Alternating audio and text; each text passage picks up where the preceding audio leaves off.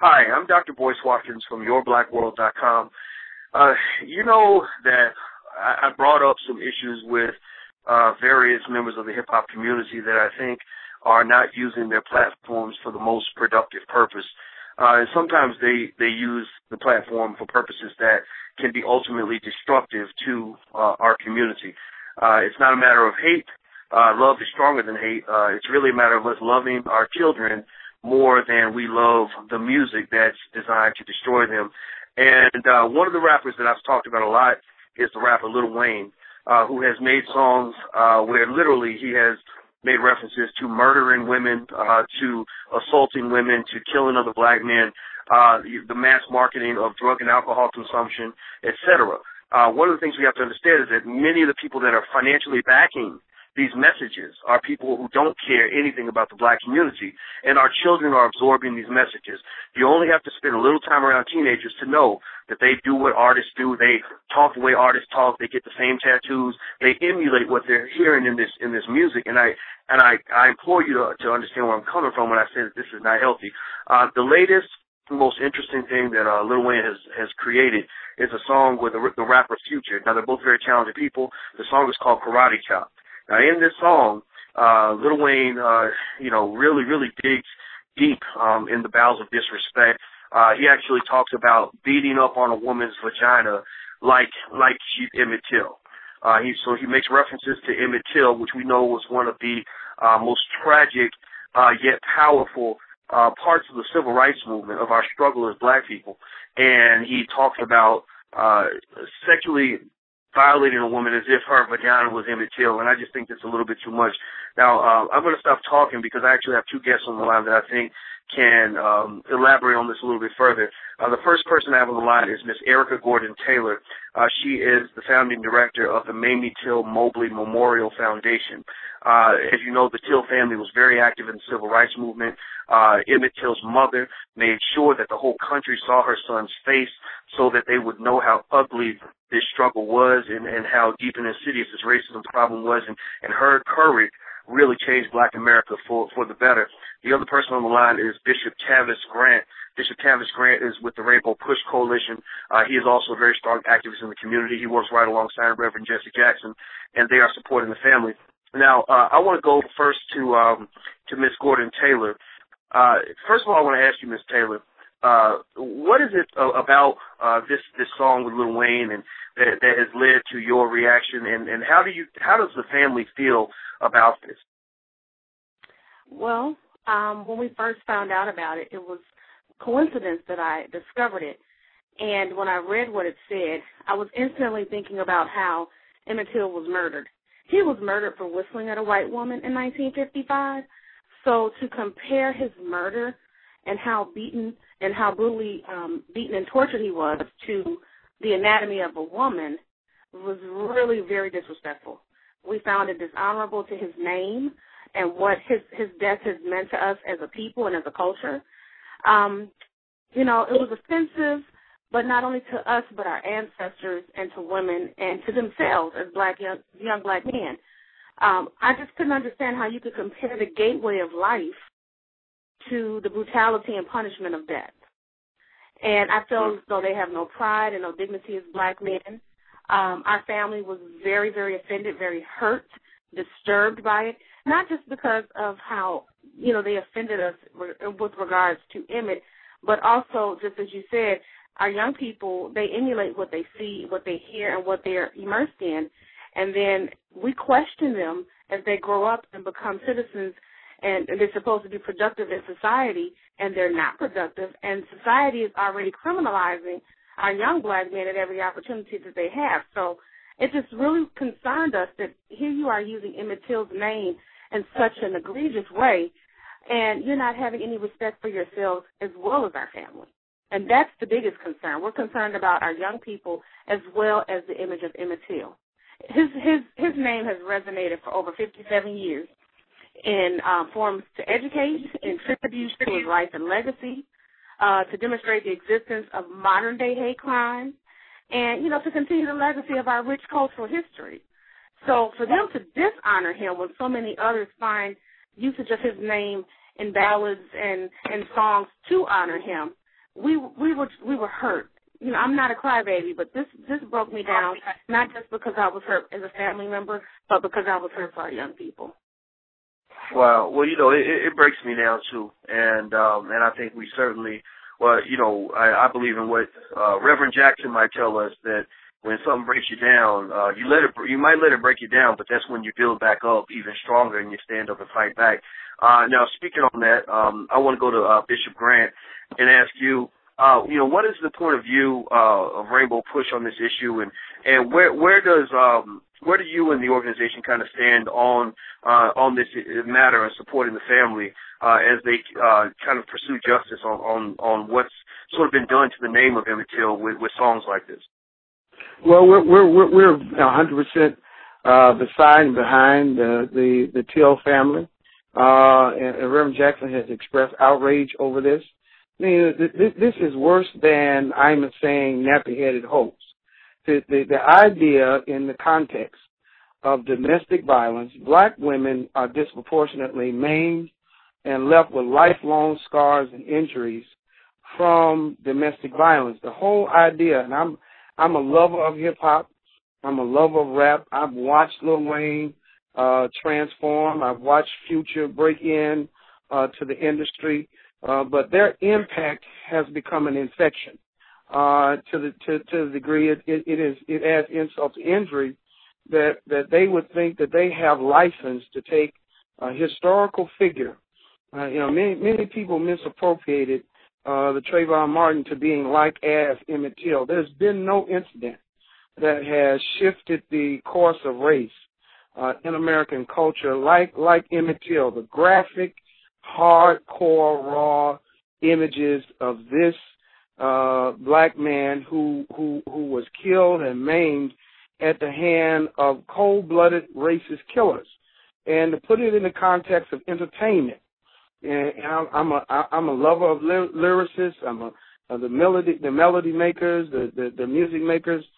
Much respect to them. But when you cross the line of disrespecting women and glorifying domestic violence, and then the indignant nature, the disingenuous nature of using Emmett Till, and this is the second time that Lil Wayne has done it, and I think it speaks to this disregard and disrespect and lack of dignity within the community of rap and hip hop. That they feel that they can do this. We're not going to take this. We've reached out to his camp. We've reached out to Future's camp. We're going to reach out to the heads of their label and their distribution. And we believe anyone who supports this is guilty by association. Whoever supports it in distribution, whoever plays the video, and whoever plays the actual song is guilty by association. We cannot tolerate any form. If a black male is said to have said, I want what is exactly in that recording to a female, be it white or black, it is probable cause in a rape case. It is probable cause in an assault case. These are lines that cannot be blurred and cannot be violated because they expose us to the most egregious attacks on the other end of the spectrum that has nothing to do with how many units you sell to get the highest record on Billboard, or how many hits you get on Twitter, or how many likes you get on Facebook. I mean, this kind of behavior has to be checked. It's out of bounds, it's unacceptable, it's disrespectful, and enough is enough. So, Miss Gordon Taylor, I'd like to ask you, you know, when people talk about this issue, when they talk about the words of an artist and how those words might be harmful to the black community. And I've actually done an entire audio series on this, you know, where I basically refer to a lot of modern-day commercialized hip-hop as a recipe for self-destruction for young black men. And people have even gone as high to the top to say that some of the corporations that put out the music also own private prisons, and that part of their goal could be to encourage black men to engage in criminal behavior so that they can fill up these prisons. Now, I don't know if the issue goes that deep or not, but I'd like to ask you, when people tell you that look, it's not the artist's fault. You know, the artists are not the ones who sign off on the music. They're not the ones who put out the money to promote the music. It's really the corporations behind the artists. You know, what do you say to that in terms of who you feel should be held accountable on this? Because obviously it's not just a matter of dealing with this particular verse. This verse, right, is a part of a legacy of very detrimental messages that are being sent out by the industry. Where do you think we should start when it comes to kind of dealing with this issue? And then I'd like to pose that question to Bishop Grant as well. Well, I believe that the artist, first and foremost, many artists rap, and I'm not against rap. I'm not a fan of rap. I don't listen to it frequently, but there are some rap songs and artists that I do enjoy, and those are the ones who demonstrate integrity. You know, I believe that it starts with them, and they have to have integrity and demonstrate that integrity through their craft. But I also believe that it's a larger design in play. I'm one of those people that believes that, you know, it's not just them, it's the distributors, it's the label owners. They all are in cahoots together when you really look at the big picture. And that's why we want to boycott this song, and we want to boycott the distribution of it. We don't want it to be released. It's bad enough that the video is out there. But I believe that it starts with the integrity of the artist, because if the artist who's supposed to be the mainstream person that people identify with and support, if they say no, if they refuse to put out certain lyrics and have integrity and want to put something out that they're proud of that uplifts their black community, then they can't, there's nothing for the other people to put out. So I believe it starts with the artist, but I do believe that it's by design, it's a greater design, and that they are trying to promote and encourage the destruction of the black community. Interesting. Now Bishop Tavis, your team has been working on this, looking into remedies on this issue.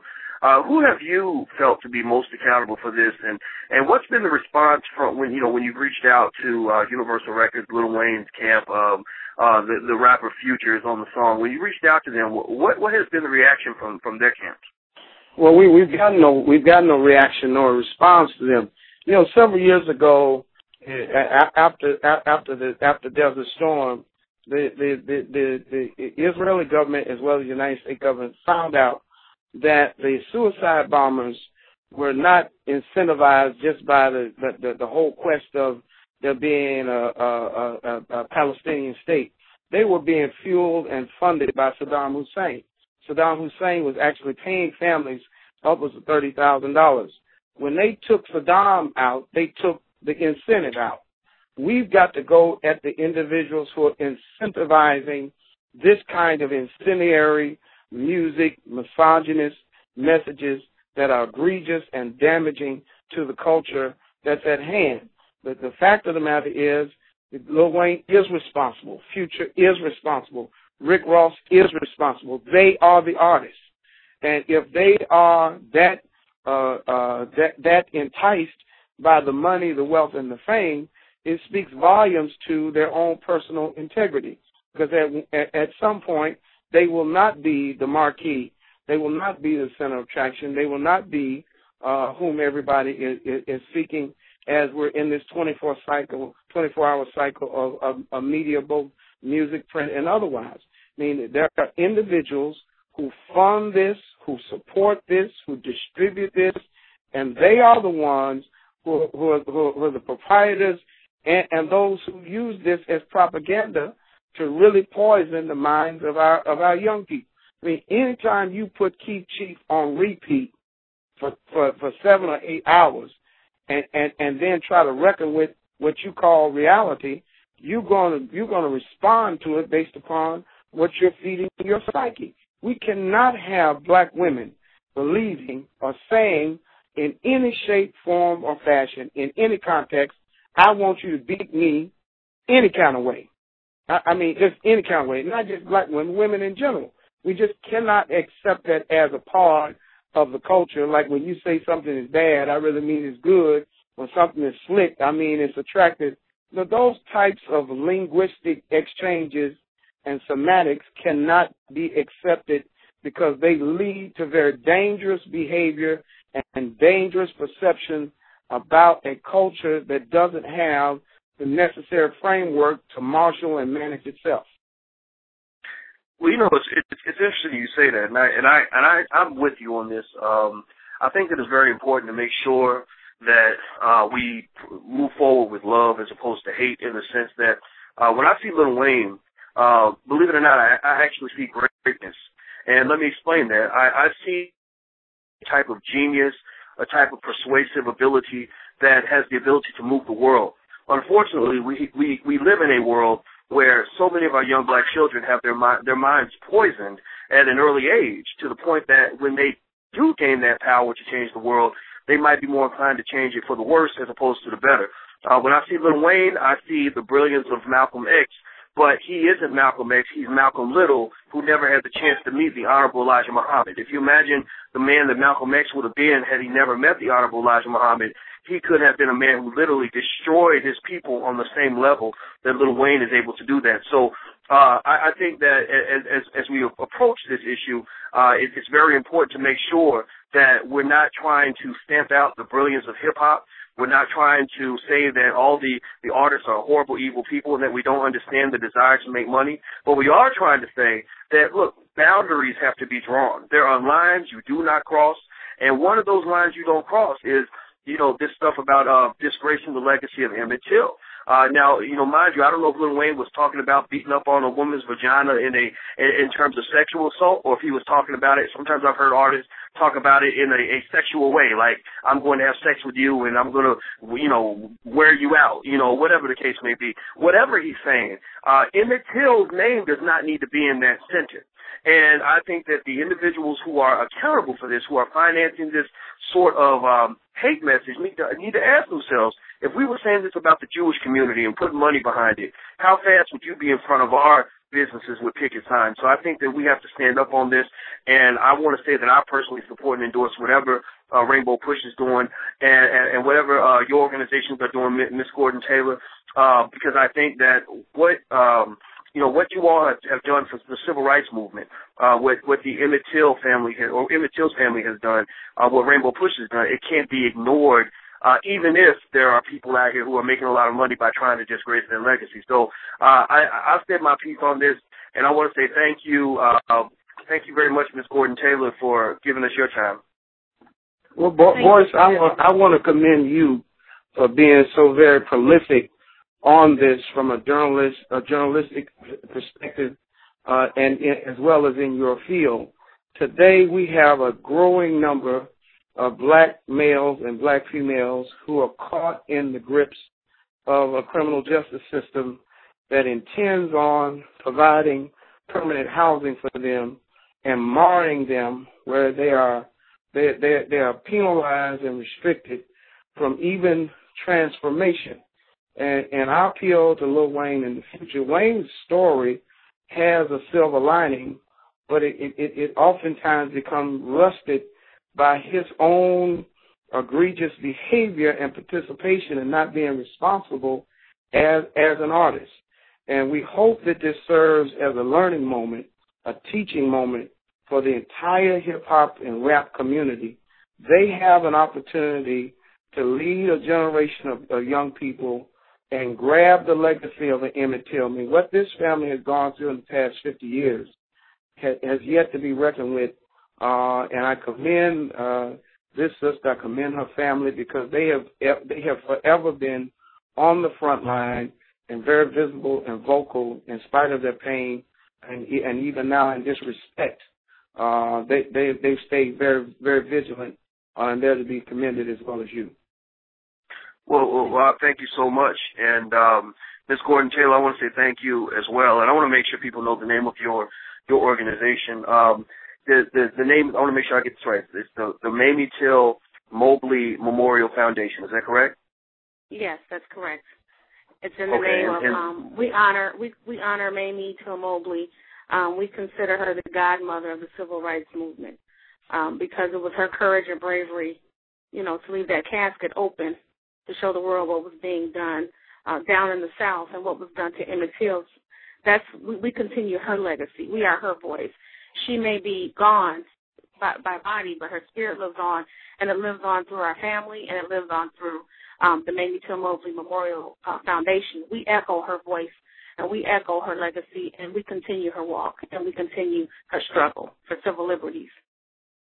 Well, I want to echo my respect for the work that you're doing, as well as you, Bishop Grant. I know the work that you all are doing, and I'm excited about the fact that we're all standing together to kind of confront this. And again, I remind everybody listening that the goal is to confront with the power of love, not the power of hate. We're not trying to undermine anybody's ability to make money. We are simply trying to stand up and protect our children and protect our community, and that's something that any community would do, in the same situation. So I think we have a right to do that. So thank you both very much for your time. I really appreciate it. Thank My you, brother. And thank you all for checking us out at yourblackworld.com. And until we meet again, please stay strong, be blessed, and be educated. We are gone. Peace.